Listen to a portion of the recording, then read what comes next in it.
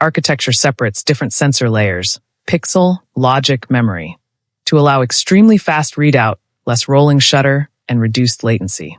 In many modern high-end cameras, such architectures enable extremely high frame rates and electronic shutter performance rivaling or exceeding mechanical shutter designs. If Canon succeeds, the Mark II might eliminate the mechanical shutter entirely, running fully electronically. That's a bold move. The upside: fewer moving parts, simpler construction, potentially higher reliability, and blazing speeds. The downside: some photographers still prefer the tactile feel, timing precision, and reliability of classic mechanical shutters in certain conditions. Leak performance expectations suggest up to 40 frames per second, FPS, in full-frame, style burst mode. That would place it aggressively in competition with top-tier speed monsters, even some full-frame models. But sustaining that throughput demands immense sensor and processing efficiency, at which point heat management, data bottlenecks, and power draw become critical engineering challenges. Canon seems likely to borrow design language from its full-frame Pro bodies, e.g. EOS R5 Mark II, and scale it down.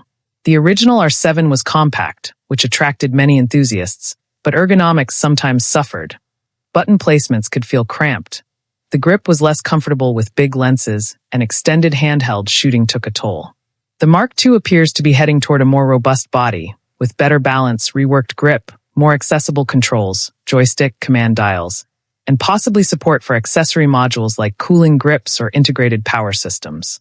That shift could signal Canon's intention to appeal more directly to professionals and hybrid creators who demand both stills and video performance in one body. Integration with cooling grips, like those used by the R5 series, would help dissipate heat during long video recording sessions, a concern magnified if the sensor runs fully electronically at high frame rates. One of the rumored gains is a major upgrade to the in-body image stabilization performance. While the original R7 offered roughly 5 stops of stabilization, the Mark II might push toward 8+ stops. If accurate, this would put it ahead of many rivals, e.g. Sony a6700, Fujifilm X, H2 series, in handheld low-light potential, especially with telephoto lenses. For wildlife, sports, event photography, or hybrid shooters who often rely on handheld work, improved IBIS would be a major differentiator.